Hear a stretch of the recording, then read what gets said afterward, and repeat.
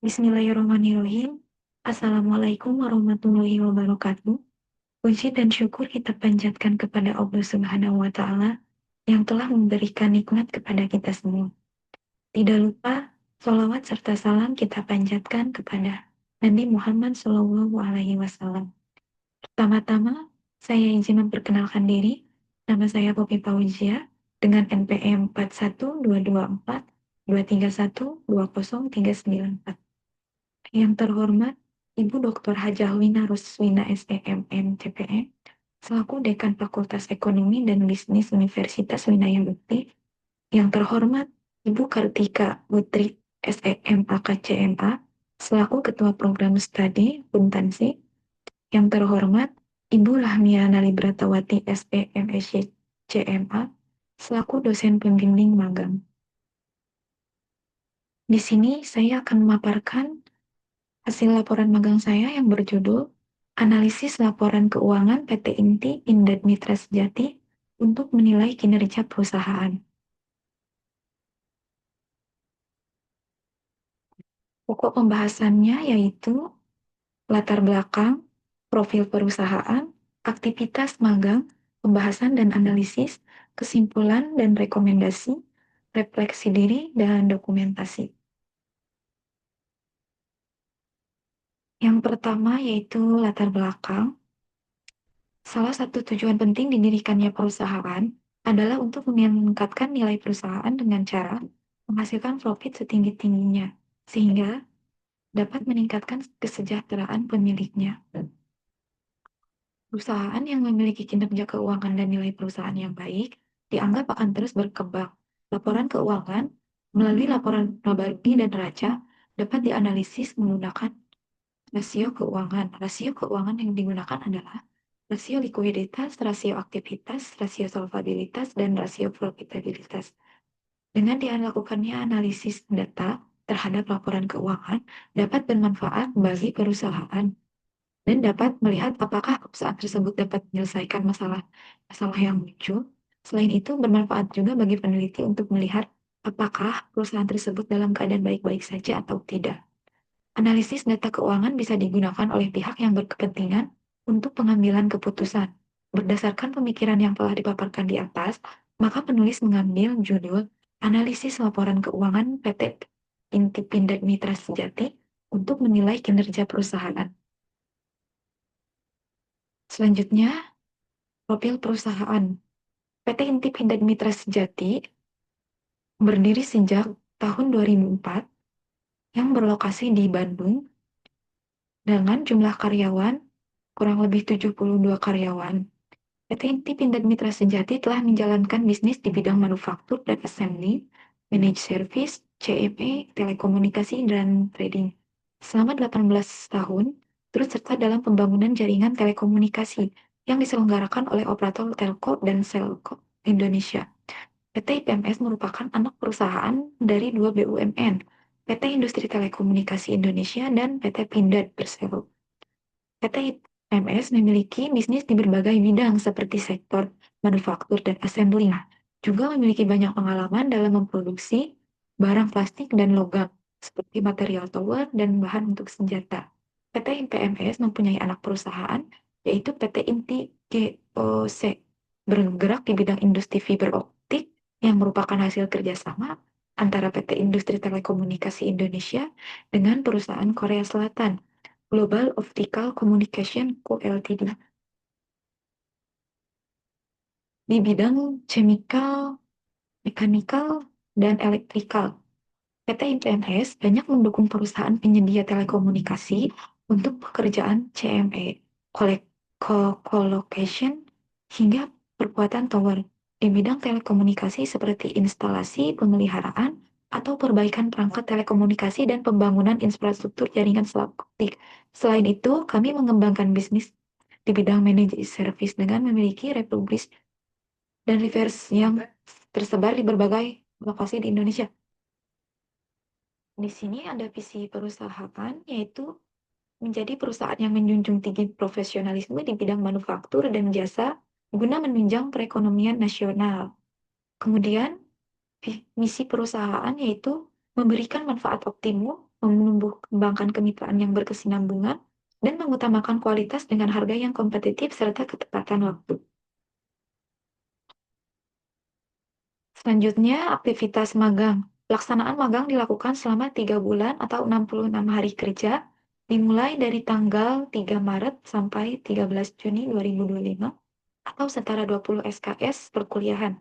Kegiatan magang dilaksanakan di kantor PT Inti Pindad Mitra Sejati yang berlokasi di Bandung. Sistem pembagian jam kerja dimulai dari hari Senin sampai dengan Jumat, pukul 8 sampai 12 WIB. Pihak perusahaan tidak membuat aturan khusus dalam berpakaian. Pemagang bebas mengenakan pakaian sopan dan rapi saat menjalankan kegiatan magang. Penulis ditempatkan di bagian akuntansi dan keuangan oleh pembimbing yang nantinya membantu menyelesaikan tugas. Di bawah ini merupakan perincian tugas yang dikerjakan penulis. 1. Menyusun risalah raga berapat gabungan. 2. Menginput realisasi KPI. Yang ketiga, membuat laporan manajemen risiko. Yang keempat, menginput data kakaradir monposal. Selanjutnya, pembahasan dan analisis. Analisis laporan keuangan PT Inti Pindad Mitra Sejati dilakukan dengan menggunakan analisis rasio, yaitu rasio likuiditas, rasio aktivitas, rasio solvabilitas, dan rasio profitabilitas. Berikut ini data laporan keuangan PT Inti Pindad Mitra Sejati yang terdiri dari neraca dan laporan laba rugi periode tahun 2023 sampai dengan tahun 2024. Di sini laporan neracanya bisa dilihat.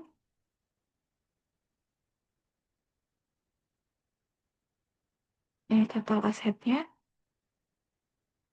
Kemudian di sini laporan laba ruginya.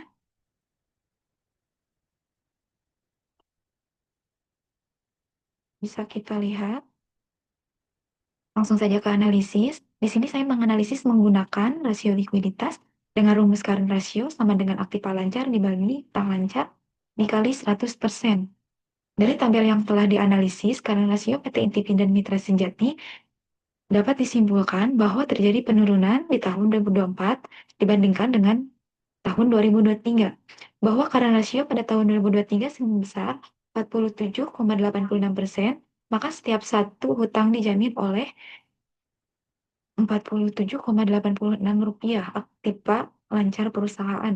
Sedangkan di tahun 2024 sebesar 43,95%, maka setiap Rp1 hutang dijamin oleh Rp43,95 aktiva lancar perusahaan. Penurunan tersebut terjadi sebesar 3,91%. Hal ini dikarenakan aktiva lancar dan hutang lancar mengalami penurunan di tahun 2024. Dengan standar normal berkisar 200%, dapat disimpulkan bahwa current ratio pada tahun 2024 tidak baik dibandingkan dengan tahun 2023.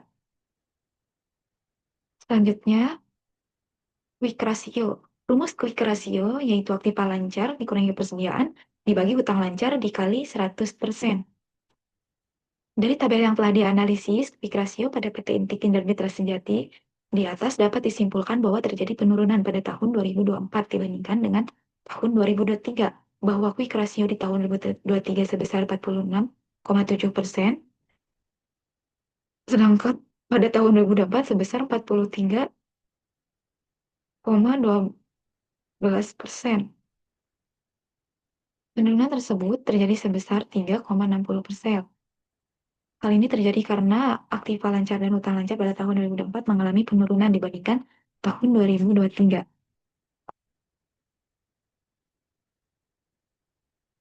Selanjutnya ada rasio aktivitas dengan rumus perputaran piutang sama dengan penjualan piutang.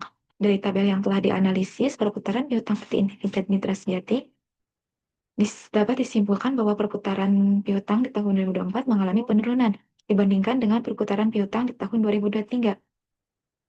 Bahwa di tahun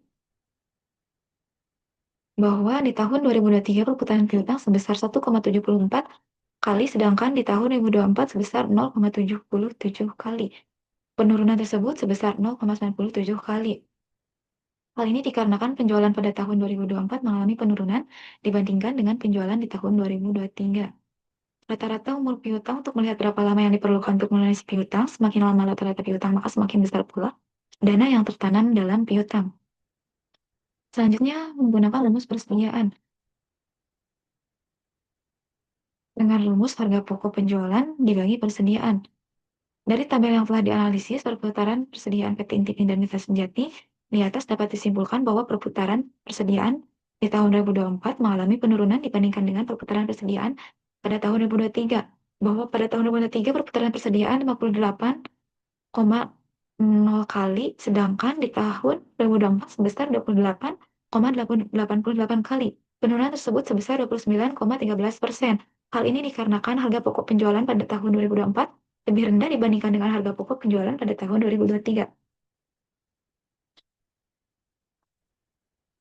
Kemudian, ada rumus perputaran total aktiva sama dengan penjualan dibagi total aktiva. Dari tabel yang telah dianalisis, perputaran total aktiva PT Intip dan Mitra Sejati di atas dapat disimpulkan bahwa perputaran total aktiva pada tahun 2024 mengalami penurunan dibandingkan dengan perputaran total aktiva di tahun 2023, bahwa di tahun 2023 perputaran total aktiva sebesar 1,41 kali, sedangkan di tahun 2024 sebesar 0,60 kali. Dari perhitungan tersebut diketahui bahwa pada tahun 2023 setiap aktiva senilai Rp1 akan menghasilkan penjualan sebesar Rp1,41, sedangkan pada tahun 2024 setiap aktiva senilai Rp1 akan menghasilkan penjualan sebesar Rp0,60. Namun terdapat perbedaan penjualan di tahun 2024 yang meningkat dan total aktiva yang menurun. Selanjutnya, rasio solvabilitas dengan rumus rasio total hutang terhadap aset sama dengan total hutang dibagi total aset dikali 100%.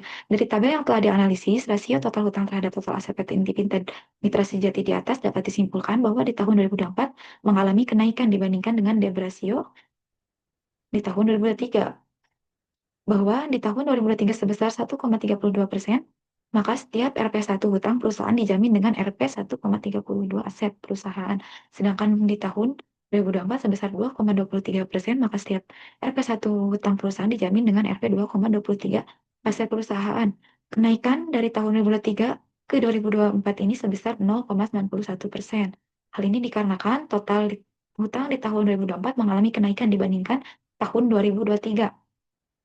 Berdasarkan analisis solvabilitas, dapat disimpulkan bahwa perusahaan dalam keadaan tidak solvabilitas karena total asetnya lebih kecil dibandingkan dengan total hutangnya. Kemudian, rasio profitabilitas. Di sini menggunakan rumus net profit margin, yaitu laba bersih dibagi penjualan dikali 100%. Dari tabel yang telah dianalisis profit margin, PT Intip dan Mitra Sejati dapat disimpulkan bahwa net profit margin di tahun 2024 mengalami penurunan dibandingkan dengan net profit margin 2023. Profit margin di tahun 2023 sebesar 0,026%, maka setiap Rp1 penjualan akan menghasilkan Rp0,026 laba bersih. Sedangkan di tahun 2024 sebesar 0,012%, maka setiap Rp1 penjualan akan menghasilkan Rp0,012 laba bersih. Penurunan tersebut sebesar 0,014%. Hal ini dikarenakan laba bersih pada tahun 2024 mengalami penurunan dibandingkan dengan tahun 2023. Dan sebaliknya pendapatan tahun 2024 lebih rendah dibandingkan 2023. Selanjutnya, rumus return on asset sama dengan laba bersih dibagi total aset kali 100%. Dari tabel yang telah dianalisis, dapat disimpulkan bahwa return on asset pada tahun 2024 mengalami penurunan dibandingkan dengan return on asset pada tahun 2023. Bahwa pada tahun 2023 sebesar 0,79%, maka setiap Rp1 dari total aset dapat digunakan untuk menghasilkan laba bersih sebesar Rp0,79. Sedangkan pada tahun 2024 sebesar 3,72%, maka setiap Rp1 dari total aset dapat digunakan untuk menghasilkan laba bersih senilai sebesar Rp0,79. Penurunan tersebut sebesar 3,72%. Hal ini dikarenakan laba bersih pada tahun 2024 mengalami penurunan dibandingkan laba bersih pada tahun 2023, sedangkan total aset di tahun 2024 lebih rendah dibandingkan dengan total aset pada tahun 2023. Selanjutnya ada rumus return on equity sama dengan laba bersih dibagi modal dikali 100%.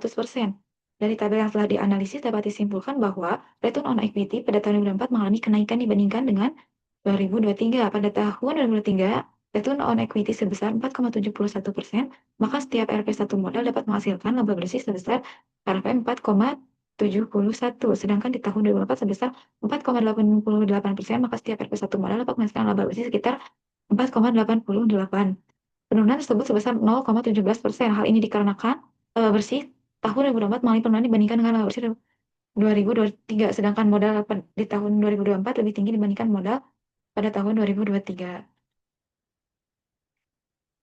Selanjutnya, kesimpulan. Berdasarkan laporan keuangan PT Inti Intet Mitra Sejati pada tahun 2023 dan 2024 yang telah dianalisis, dapat diketahui bahwa perusahaan dalam keadaan tidak baik. Hal ini dapat dilihat dari presentasi current ratio pada tahun 2023 sebesar 47,86% dan di tahun 2024 sebesar 43,9%. Sedangkan quick ratio pada tahun 2023 sebesar 46,73% dan di tahun 2024 sebesar 43,12%.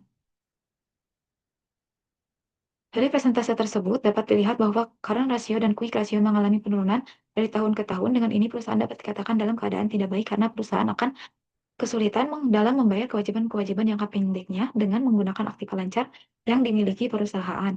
Sedangkan pada tingkat rasio solvabilitas, Atinti dan Mitra Sejati pada tahun 2023 dan 2024, perusahaan dapat dikatakan dalam keadaan tidak baik.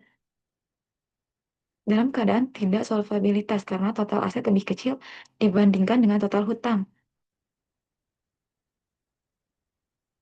Hal ini dapat dilihat dari presentase rasio total hutang terhadap total aset pada tahun 2023 sebesar 1,32% dan pada tahun 2024 sebesar 2,23%. Perusahaan yang dikatakan dalam keadaan tidak baik, tidak solvabilitas adalah perusahaan yang tidak mampu memenuhi segala kewajibannya. Kewajiban yang dimaksud adalah utang-utang yang harus dibayarkan. Jika pada tingkat rasio profitabilitas PT Mitra Sejati pada tahun 2023 dan 2012 setelah dilakukan perhitungan laporan keuangan bahwa kondisi keuangan yang dapat dikatakan dalam kondisi tidak baik. Hal ini dapat dilihat dari presentase net profit margin pada tahun 2023 sebesar 0,026% dan di tahun 2024 sebesar 0,012%. Sedangkan pada return on asset tahun 2023 sebesar 3,72% dan tahun 2024 sebesar 0,79%. Dan pada return on equity tahun 2023 sebesar 44,71 dan tahun 2024 sebesar 4,88%. Dan hasil presentasi profit margin, ROA dan ROE perusahaan dalam proyek keuntungan dari 2 tahun terakhir mengalami penurunan. Hal ini mengindikasikan bahwa manajemen perusahaan harus bisa mengevaluasi keadaan ini supaya dapat bersaing dengan perusahaan lain dan dapat bertahan. Selanjutnya, refleksi diri. Selama kurun waktu kurang lebih 3 bulan menjalani kegiatan magang, banyak sekali pengalaman yang didapat oleh saya yang tidak didapat selama di perkuliahan. Kegiatan magang ini membantu saya dalam kecermatan, ketelitian, dan rasa tanggung jawab, serta melatih berkomunikasi. Selama menjalani magang di PT Inti dan Mitra Sejati, saya telah mengalami banyak pembelajaran dan pengalaman berharga yang telah memperkaya pengetahuan dan keterampilan saya dalam bidang akuntansi dan profesionalisme kerja. Berikut adalah beberapa refleksi saya selama periode magang ini, di antaranya kemampuan beradaptasi,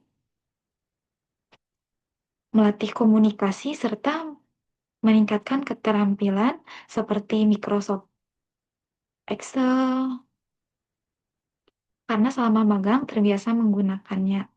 Selain itu, pengalaman magang ini memperkuat kemampuan saya dalam menganalisis masalah secara kritis dan menyelesaikannya secara sistematis. Selanjutnya, yang terakhir di sini ada dokumentasi selama saya magang.